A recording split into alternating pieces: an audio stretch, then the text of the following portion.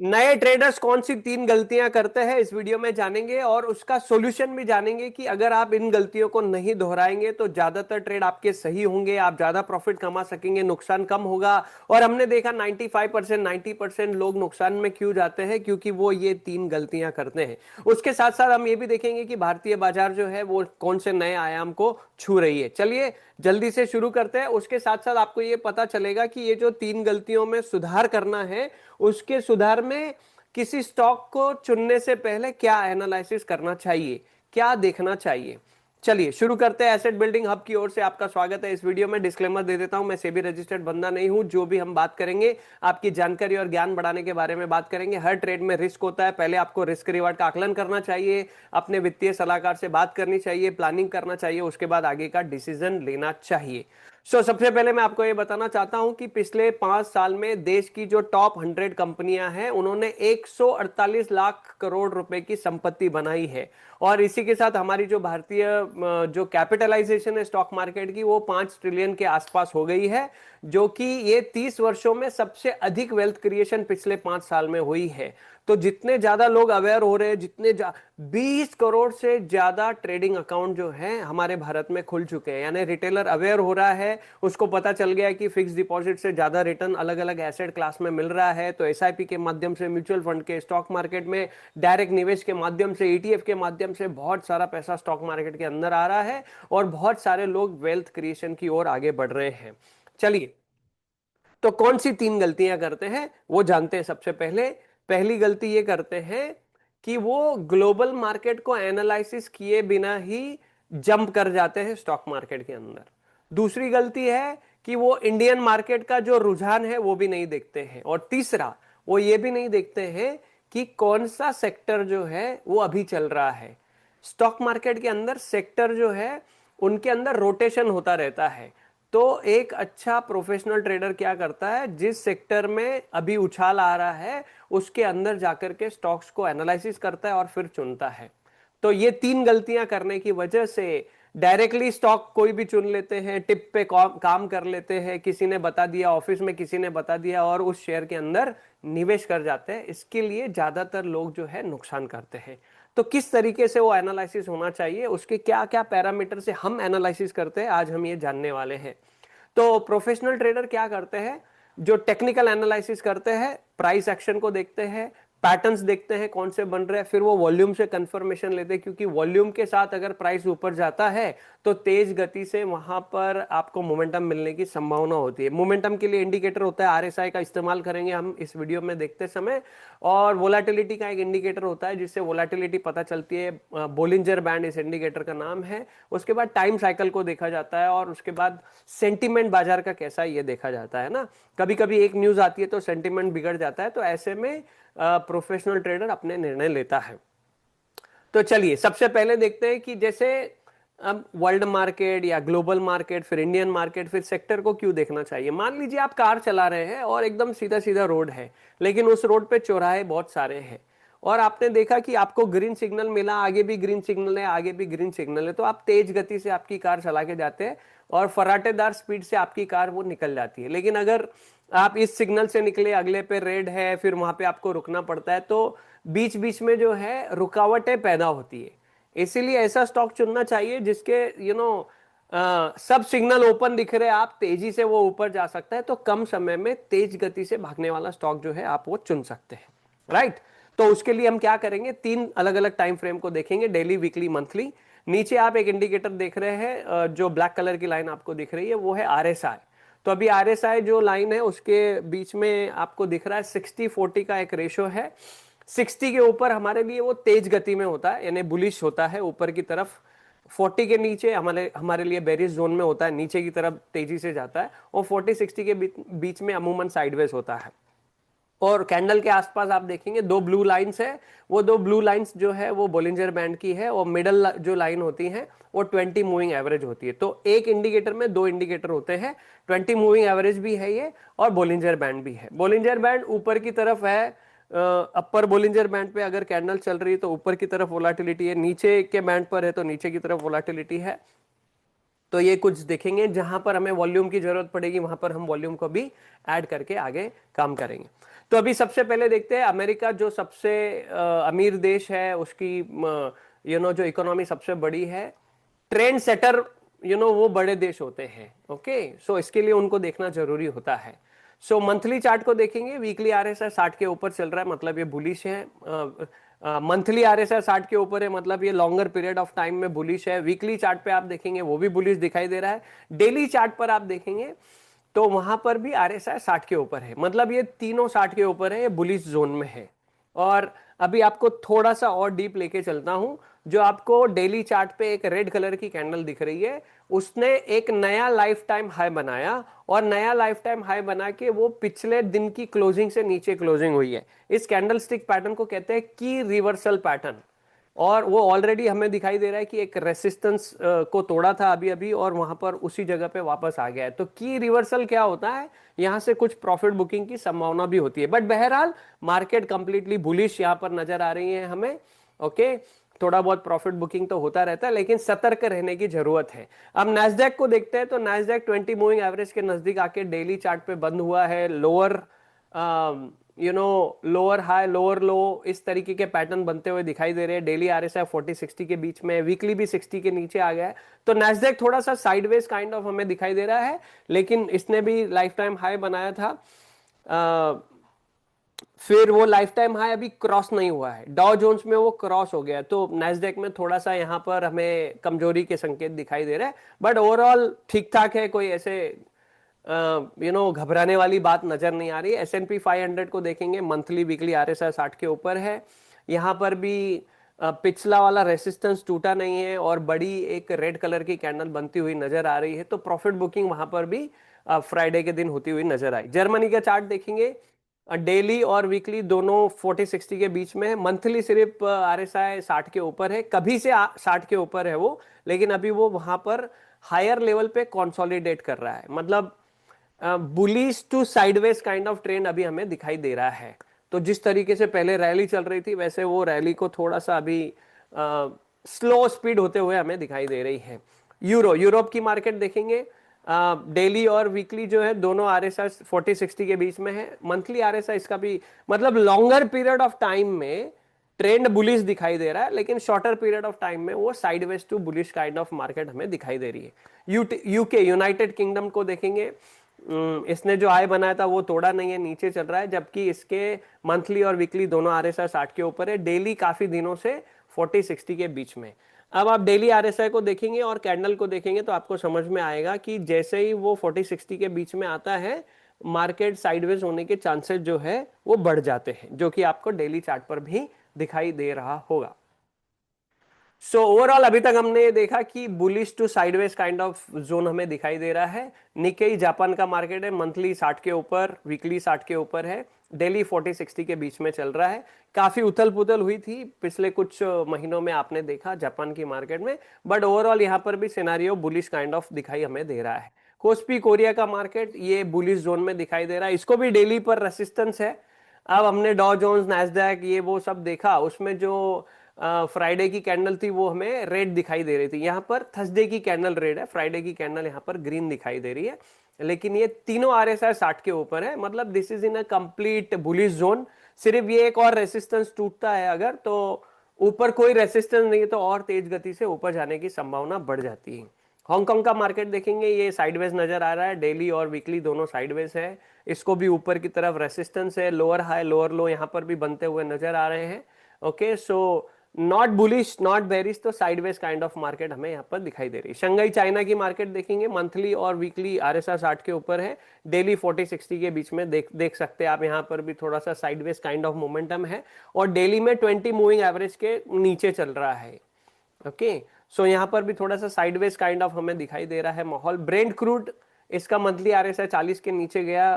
Crude oil का price जितना नीचे जाएगा हमारी भारतीय मार्केट के लिए उतना ज्यादा अच्छा है, क्योंकि बहुत सारा क्रूड हमें हमारे देश के लिए लगता है ट्रांसपोर्टेशन के लिए, इंडस्ट्रीज में, तो कंपनीज का प्रॉफिट बढ़ता है। यूएसडी आईएनआर यानी कि डॉलर के मुकाबले रुपया, तो अगर आप देखेंगे यहाँ पर रुपया कमजोर हो रहा है, एक डॉलर के बदले अभी तकरीबन 90.50 देने पड़ रहे हैं, जो कि सबसे कमजोर रुपया है आज तक का। जब ऐसा होता है तो कंपनियों के जो मुनाफे होते हैं वो घटते चले जाते हैं, और फिर उसके चलते स्टॉक मार्केट में भी प्रॉफिट बुकिंग देखने के लिए मिलती है। तो अभी हमने देखा जो अमेरिका की मार्केट में जो रेड कलर की कैंडल थी, बाकी भी कुछ मार्केट में रेड कलर की कैंडल दिखाई दे रही थी, तो प्रॉफिट बुकिंग के वो संकेत जो है वो नजर आ रहे हैं। तो हमारी मार्केट में भी this is not a good thing. Okay, रुपया हमारा मजबूत होना बहुत ही ज्यादा जरूरी है। तो ये हो गया ग्लोबल मार्केट। तो हमें एक मोटा मोटा अंदाज आ गया कि ग्लोबल मार्केट जो है sideways to bullish kind of thing वहां पर दिखाई दे रही है। यू नो घबराने वाली बात नहीं है, लेकिन स्टॉप लॉस का इस्तेमाल जरूर करना चाहिए। अब हम इंडियन मार्केट को देखते हैं। सेंसेक्स को देखिए, यहाँ पर मंथली और वीकली आरएसआई 60 के ऊपर है, डेली 20 मूविंग एवरेज के ऊपर आया, लेकिन वो भी साइडवेज काइंड ऑफ मोमेंटम हमें दिखाई दे रहा है। पिछले हफ्ते इसने भी नया लाइफ टाइम हाई बनाया था, तो हमारी मार्केट लाइफ टाइम हाई के आसपास अभी चलती हुई नजर आ रही है। ओके, यहाँ पर बुलिश सिग्नल दिखाई दे रहा है हमें। निफ्टी के पास चलते हैं, तो निफ्टी मंथली और वीकली दोनों 60 के ऊपर है। जैसे सेंसेक्स का चार्ट था वैसे ही ये चार्ट दिखाई दे रहा है। 20 MA से नीचे क्लोजिंग दे दी थी और गैप डाउन भी ओपन हुआ था, लेकिन पिछले 2 दिनों में जो रिकवरी आती हुई दिखाई दी है, तो 20 मूविंग एवरेज के ऊपर कैंडल आके क्लोज हुई है। लेकिन डेली आरएसआई 40-60 के बीच में है, तो वो हमें अंदाज दे रहा है कि वो साइडवेज काइंड ऑफ मोमेंटम में है। हालांकि दोनों वीकली, पिछले वीक और इस वीक को देखेंगे तो लॉन्ग लोअर वीक बनी है, हैमर काइंड ऑफ कैंडल बनी है। इनफैक्ट तीनों कैंडल हैमर काइंड ऑफ बनी है। मतलब बेयर प्रेशर तो लगा रहे हैं, लेकिन बुल फिर वापस उसको ऊपर लेकर आ रहे हैं। और निफ्टी ने भी नया लाइफ टाइम हाई छुआ था, नया लाइफ टाइम हाई बनाया था। अब थोड़ा सा उसके नीचे चल रहा है। वॉल्यूम देख रहे हैं हम, यहाँ पर वॉल्यूम अच्छे खासे नजर आ रहे हैं। मतलब हमारी मार्केट में बाकी मार्केट की तुलना में स्ट्रेंथ दिखाई दे रही है। बैंक निफ्टी के पास चलते हैं। ये तो आउट परफॉर्मिंग ही कर रहा है, काफी समय से हम देख रहे हैं bank Nifty, PSU bank, private bank बहुत अच्छा कर रहे हैं। अगर बैंकिंग सेक्टर अच्छा कर रहा है, मतलब फाइनेंस से रिलेटेड चीजें अच्छी हो रही हैं देश के अंदर, मतलब बाकी चीजें भी अच्छी हो रही हैं। अगर फाइनेंस गड़बड़ा जाता है तो आपके भी घर में फाइनेंस गड़बड़ा गया तो बाकी सारी चीजें ऑटोमेटिकली गड़बड़ा जाती है। वैसे ही देश में भी होता है। तो बैंकिंग सेक्टर अगर अच्छा है, फाइनेंस सेक्टर अच्छा है, लोन ज्यादा मिल रहे हैं, तेज गति से ग्रोथ अगर हो रही है, ओके, बैंकों का इनकम बढ़ रहा है, तो देश सही ढंग से आगे चल रहा है। तो आपने देखा पिछले कुछ सप्ताह में, पिछले सप्ताह जीडीपी के भी आंकड़े आए, आरबीआई की पॉलिसी भी आई, उसमें भी 0.25 से रेपो रेट कम हुआ। पिछले हफ्ते हमने उसके ऊपर भी वीडियो बनाया था, उसको भी जरूर आप देख सकते हैं। यहाँ पर हमें बैंक निफ्टी में कंप्लीटली बुलिशनेस दिखाई दे रहा है। बैंक निफ्टी ने भी नया हाई छुआ था, 60,000 को क्रॉस कर दिया था। अभी थोड़ा सा प्रॉफिट बुकिंग हुआ, लेकिन पिछले 2 सप्ताह से यहाँ पर भी हैमर कैंडल दिखाई दे रही है। मतलब यहाँ पर भी स्ट्रेंथ अच्छी दिखाई दे रही है। इसकी वजह से निफ्टी में भी स्ट्रेंथ जो है अच्छी दिखाई दे रही है। अब चलते हैं सेक्टर वाइज, फिनेंस निफ्टी के पास चलते हैं। इसने भी पिछले हफ्ते नया हाई बनाया, और आप देख रहे हैं वीकली और मंथली आरएसआई 60 के ऊपर है। यहाँ पर भी बुलिश काइंड ऑफ जोन दिखाई दे रहा है। सिर्फ डेली में क्या है, लोअर हाई लोअर लो फॉर्मिंग हो रहे हैं। ओके, अगर आप देखेंगे यहाँ पर बैंक निफ्टी में भी, और अगर आप निफ्टी में भी देखेंगे, डेली चार्ट पर दिख रहे हैं लोअर हाई लोअर लो फॉर्मिंग हो रहे हैं।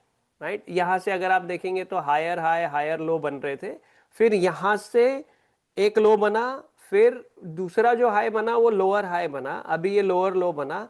इस काइंड डाउन ट्रेंड की शुरुआत जो है वो दिख रही है। अब वापस बुल कब चार्ज में आएंगे, जब लाइफ टाइम हाई ब्रेक होगा, ब्रेकआउट होगा तब। ओके, सो ओवरऑल तो बहुत अच्छा सिनारियो दिखाई दे रहा है, लेकिन कैंडल स्टिक पैटर्न पे हमें दिखाई दे रहा है कि लोअर हाई लोअर लो बन रहे हैं।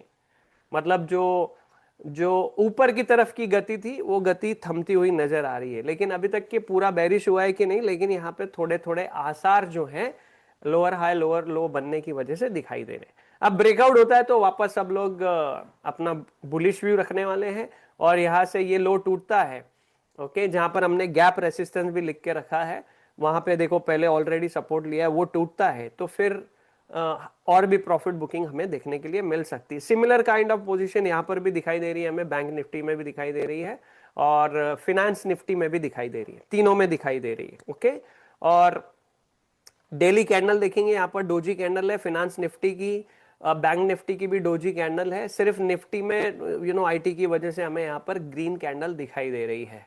ओके, तो डोजी कैंडल का क्या मतलब होता है? इनडिसीजन होता है।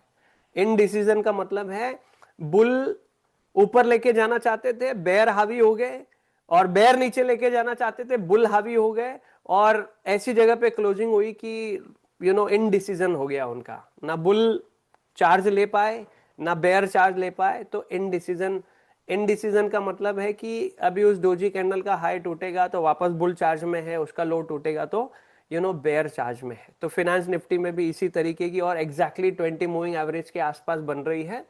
सो मेक और ब्रेक काइंड ऑफ लेवल यहाँ पे हमें दिखाई दे रहा है, प्लस डेली चार्ट पे हमें दिखाई दे रहा है लोअर हाई लोअर लो बन रहे हैं। प्लस हमने देखा कुछ ग्लोबल मार्केट में नया लाइफ टाइम हाई बनाने के बाद पिछले दिन की क्लोजिंग के नीचे फ्राइडे को क्लोजिंग हुई है, की रिवर्सल पैटर्न होता है। ओके, सो उसका इफेक्ट भी मंडे मॉर्निंग को हमारी बाजार पे हो सकता है, गैप डाउन ओपन हो सकता है, और यहां पर भी इनडिसीजन यहां पर दिखाई दे रहा है। आईटी सेक्टर को देखते हैं, आईटी सेक्टर में काफी अच्छा उछाल आया पिछले 4-5 सप्ताह में, लेकिन अभी ये भी पिछले वाले रेसिस्टेंस के नजदीक आके रेसिस्टेंस लेने लगा और थोड़ा सा प्रॉफिट बुकिंग हमें देखने के लिए मिला। वीकली चार्ट पर ये 40-60 के बीच में है, एग्जैक्टली 60 पे जाकर के रेसिस्ट भी करते हुए हमें यहाँ पर नजर आया। तो मंथली चार्ट भी साइडवेज है, वीकली चार्ट भी साइडवेज है, सिर्फ डेली चार्ट हमें दिखाई दे रहा है वो थोड़ा थोड़ा बुलिश जोन में है। ओके, ध्यान रखिए अगले दो सिग्नल जो है वो बंद है, सिर्फ छोटा सिग्नल है, तो यहां से आगे भी गए तो वहां पर रुकावट उसको पैदा हो सकती है। इसके लिए एस्टैब्लिश ट्रेंड कौन सा है? तो आईटी सेक्टर का स्टॉक क्यों नहीं चुनना चाहिए? क्योंकि मंथली और वीकली आरएसआई अभी तक 60 के ऊपर नहीं है, वो आएगा तब हम उस सेक्टर के अंदर जाकर के स्टॉक्स को चुनेंगे। तो है ना, समझ रहे हैं गलती क्या करते हैं नए ट्रेडर? वो आपको नहीं करनी है, बिकॉज आप इस वीडियो को देख रहे हैं मतलब आप एक प्रोफेशनल लेवल पर आगे बढ़ रहे हैं। ऑटो सेक्टर को देखेंगे, मंथली आरएसआई 60 के ऊपर, वीकली आरएसआई 60 के ऊपर, डेली भी 60 के ऊपर आने की इस समय कोशिश कर रहा है। वहां पर भी एक रेसिस्टेंस है, लेकिन लाइफ टाइम हाई पर है। ऑटो सेक्टर काफी समय से अच्छा चल रहा है, अभी भी ये मोमेंटम में हमें दिखाई दे रहा है। तो अभी तक हमने देखा बैंक निफ्टी सेक्टर अच्छा है, निफ्टी सेक्टर अच्छा है, लेकिन उसमें डोजी कैंडल है डेली पर, और ऑटो सेक्टर में यहाँ पर ग्रीन कैंडल दिख रही है। सो यहाँ पे ज्यादा स्ट्रांगनेस हमें दिखाई दे रही है। एफएमसीजी सेक्टर तीनों आरएसआई दो आरएसआई तो 40-60 के बीच में, डेली तो 40 के नीचे चला गया, वो बुलाती है मगर जाने का नहीं। ओके, मेटल की तरफ बढ़ते हैं, मंथली आरएसआई 60 के ऊपर, वीकली आरएसआई 60 के ऊपर, डेली भी 60 के ऊपर आ गया। तो मेटल एक ऐसा सेक्टर है जो हमें दिखाई दे रहा है कि आगे इसमें रैली हो सकती है। तो जो सेक्टर अभी रोटेशन होके जिसका नंबर लग रहा है, उस सेक्टर में जाकर के अगर स्टॉक्स को ढूंढा जाता है और उस सेक्टर के आउट परफॉर्मिंग स्टॉक को देखा जाता है, जैसे हम देख रहे हैं कि हमारी मार्केट में कौन से सेक्टर आउट परफॉर्मिंग है, अब आप अगर जाकर के उस सेक्टर के आउट परफॉर्मिंग स्टॉक को ढूंढ के निकालते हैं और उसके अंदर ट्रेड करते हैं तो आपकी सही होने की संभावना बढ़ जाती है। वो तेज गति का मोमेंटम आप पहले से ही यहां पर पिक करने लगते हैं। डेली चार्ट पर देखेंगे अपर बोलिंजर बैंड पर आ गया है। ओके, वीकली चार्ट पर देखेंगे ब्रेकआउट दिया था, फिर ब्रेकआउट फेलियर होते हुए दिखाई दिया, लेकिन अभी वापस 20 मूविंग एवरेज पे सपोर्ट लेके वापस जा रहा है। सो मेटल सेक्टर में भी अपकमिंग सेक्टर आपको नजर आ सकता है। ओके, एनर्जी सेक्टर तीनों आरएसआई साइडवेज, उधर देखना ही नहीं है अपने को। ऑयल एंड गैस तीनों आरएसआई 40-60 के बीच में, वो बुलाती है मगर जाने का नहीं। फार्मा सेक्टर भी कुछ ठंडा ठंडा ही माहौल दिखाई दे रहा है, डेली और वीकली दोनों आरएसआई 60 के बीच में, खाली मंथली ऊपर है बट अभी वो भी रेसिस्टेंस के आसपास ही है, तो थोड़ा सा वेट करेंगे। रियल्टी सेक्टर भी साइडवेज दिखाई दे रहा है कंप्लीटली, अगर आप ध्यान से देखेंगे। इंफ्रा सेक्टर को देखेंगे तो इंफ्रा सेक्टर में मंथली आरएसआई 60 के ऊपर है, वीकली भी 60 के ऊपर है, डेली 40 से ऊपर आ गया है। 40 के नीचे जाता तो बेरिश हो जाता, लेकिन ये बेरिश नहीं हुआ है, वहां से ऊपर ये दिखाई दे रहा है। तो इंफ्रा में भी अपकमिंग। मेटल हमने देखा, मेटल तो आ ही गया है। ऑटो सेक्टर अच्छा चल रहा है, बैंक निफ्टी फिन निफ्टी में अभी एक डोजी कैंडल है, लेकिन इंफ्रा सेक्टर 4-5 सेक्टर है जिसके अंदर आप अच्छे स्टॉक्स को चुन सकते हैं। पीएससी पब्लिक सेक्टर एंटरप्राइजेस को देखेंगे तीनों आरएसआई साइडवेज है। पीएसयू बैंक अच्छा कर रहे थे, अभी भी अच्छा कर रहे हैं, बुलिश जोन में दिखाई दे रहे हैं। यहाँ पर भी same doji candle daily chart पे हमें दिखाई दे रही है। और फिन निफ्टी और बैंक निफ्टी हमने देखा कि वो 20 मूविंग एवरेज के आसपास थे, लेकिन पीएसयू बैंक का जो इंडेक्स है वो 20 एमए के आसपास भी नहीं दिखाई दे रहा है डेली पर। तो यहाँ पर थोड़ा सा कंपैरेटिवली कमजोरी बढ़ती हुई दिखाई दे रही है। चला भी अच्छा था ये शेयर, थोड़ी सी अभी ब्रेक लगती हुई हमें वहां पे नजर आ रही है। प्राइवेट बैंक अच्छा कर रहे हैं, तीनों आरएसआई 60 के ऊपर आ गए हैं। ओके, तो रोटेट हो रहे हैं, पहले पीएसयू बैंक ने रैली करी, अभी प्राइवेट बैंक हमें थोड़ी सी रैली करते हुए नजर आ रहे हैं यहाँ पर। और जो ब्रेकआउट दिया था वीकली चार्ट पे आप देख रहे हैं, 2 बार 2 वीक तक उसके नीचे गई प्राइस, लेकिन फिर से ऊपर आ गई, which is a good thing all together. All RSI above 60 यहां पर नजर आ रहे हैं। डिफेंस सेक्टर, तीनों आरएसआई 40-60 के बीच में, इवन दो डेली 40 के नीचे, और ये ना कोई छेड़छाड़ नहीं करेंगे। मीडिया सेक्टर के तो तीनों ही आरएसआई 40 के नीचे, देखो कंप्लीटली बेरिश जोन में दिखाई दे रहा है, पूरी दुनिया ऊपर है और ये अकेला मीडिया सेक्टर जो है 40 के नीचे चल रहा है। तो जब होगा रोटेशन इसमें, ये आएगा 60 के ऊपर, तब देखा जाएगा। अभी तो वहां पे वहां पे जो फ्यूचर एंड ऑप्शंस में ट्रेड करने वाले प्रोफेशनल ट्रेडर है वो वहां पर शॉर्ट साइड की अपॉर्चुनिटी को ढूंढते हैं। ओके, निफ्टी कंज्यूमर ड्यूरेबल, तीनों आरएसआई 40-60 के बीच में, कोई छेड़छाड़ नहीं करनी अपने को। निफ्टी कंजम्पशन 60 के ऊपर है मंथली वाला, वीकली और डेली 40-60 के बीच में। देखो जहां पर भी आपको शंका है उस सेक्टर को अवॉइड कर देना चाहिए। ओके, इतने सारे हजारों स्टॉक है स्टॉक मार्केट के अंदर, आप सारे स्टॉक में ट्रेड नहीं कर सकते। तो आपको फिल्टर कर करके, ये क्या कर रहे हैं, फिल्टरेशन प्रोसेस कर रहे हैं, फिल्टर कर करके अच्छे जो आउट परफॉर्म भागने वाले हैं, तेज दौड़ने वाला घोड़ा है, उसी के ऊपर आप पैसे लगाओगे ना, वैसे हम उसको फिल्टर करते हुए आ रहे हैं। राइट, सो अब आपको पता चल गया कि ये गलतियां नहीं करनी है, ग्लोबल मार्केट को एनालिसिस करना है, उसके बाद इंडियन मार्केट को एनालिसिस करना है, फिर हमारी सेक्टर को एनालिसिस करना है, फिर उसमें से स्टॉक अगर निकालते हैं तो आपके सही होने की संभावना बढ़ जाती है।